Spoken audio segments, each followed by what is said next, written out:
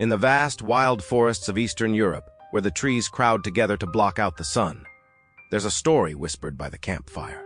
A story of a house that walks on giant chicken legs that can spin and chase you through the woods. A story of a fence made of human bones, with skulls whose empty eyes glow in the dark. And a story of the woman who lives inside. She has teeth made of iron. She flies through the sky in a giant mortar, steering with a pestle, and sweeps away her tracks with a broom. She is the monster your parents warned you about. The witch who lives at the edge of the world.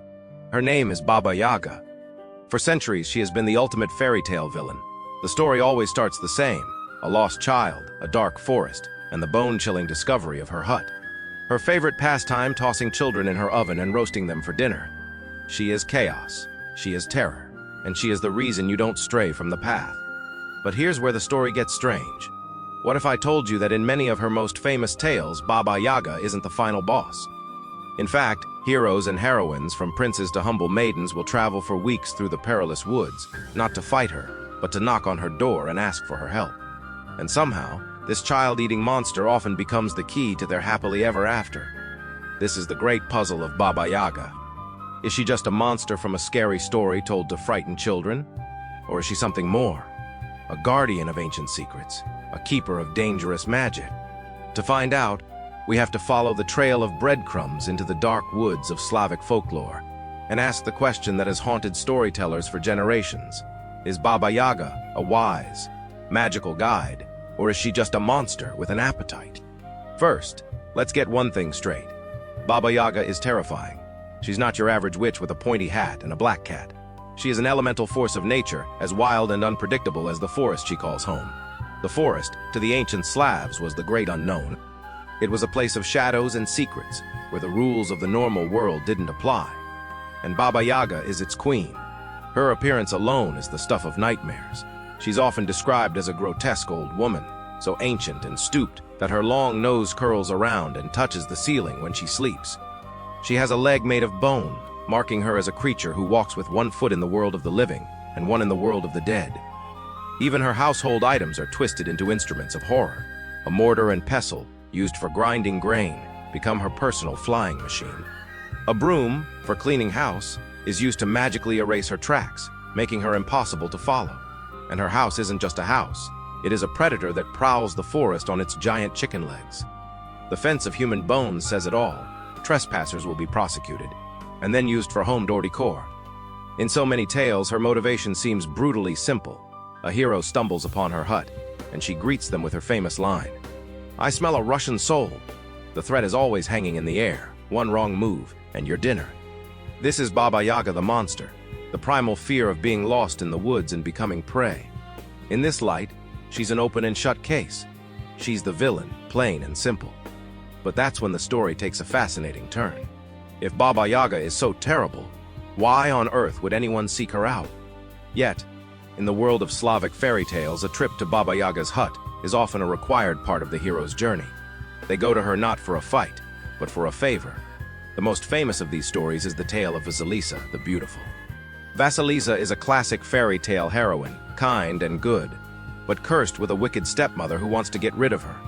The stepmother sends Vasilisa into the forest at night with a cruel and impossible task: go to Baba Yaga's hut and bring back fire. It's a suicide mission. When Vasilisa arrives, everything is just as horrifying as the stories say. The bone fence, the glowing skulls, the monstrous hut. Baba Yaga herself is a terror. She threatens to eat Vasilisa, but then she does something interesting.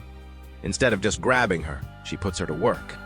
She gives Vasilisa a set of impossible challenges: clean the entire house, cook a feast, and the hardest of all, separate a huge pile of individual poppy seeds from a pile of dirt before sunrise. These aren't just chores. They are tests. Tests of courage, of patience, of spirit. Vasilisa, with the help of a little magic doll her mother gave her, manages to complete every task perfectly. When Baba Yaga returns and sees the work is done, she doesn't get angry. A strange code of honor seems to bind her. Vasilisa has passed the test. After proving her worth, Baba Yaga grants her request. She gives her fire.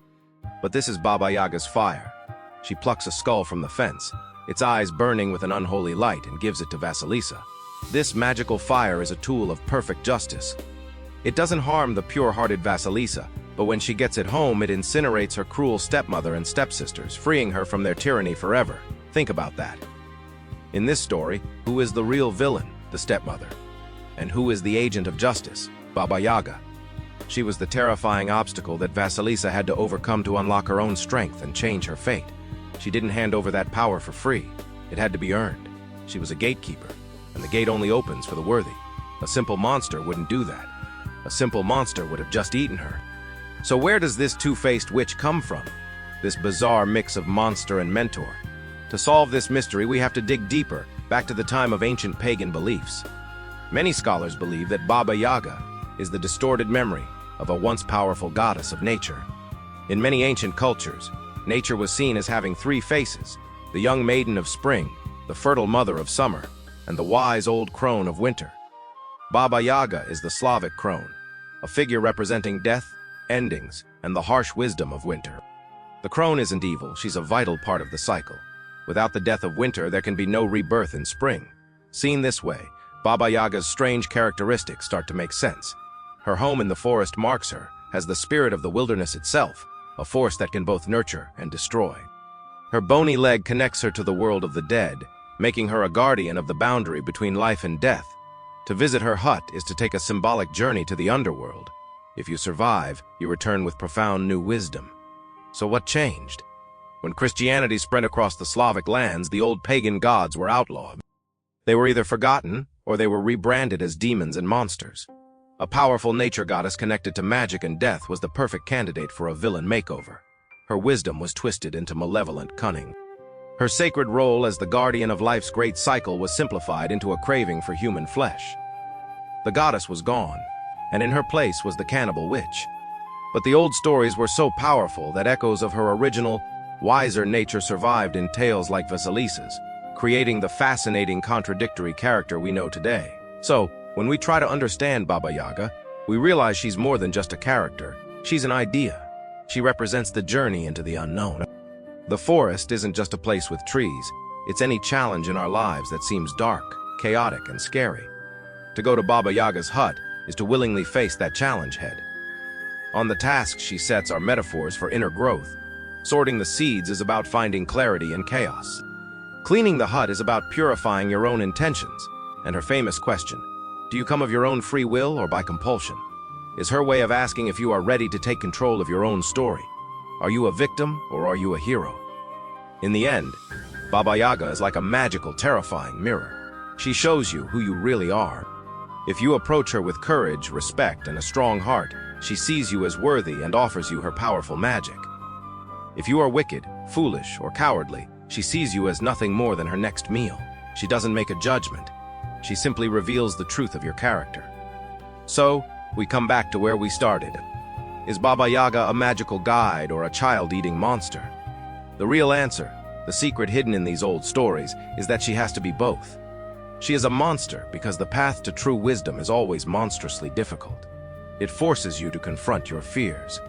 And she is a magical guide because by confronting those fears, you unlock a power you never knew you had.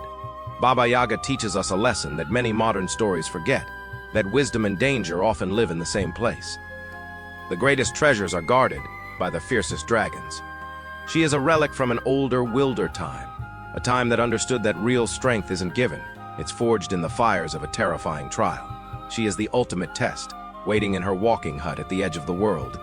She is a warning, and she is a promise, that if you are brave enough to knock on the door of the monster, you might just find the magic you were searching for all along.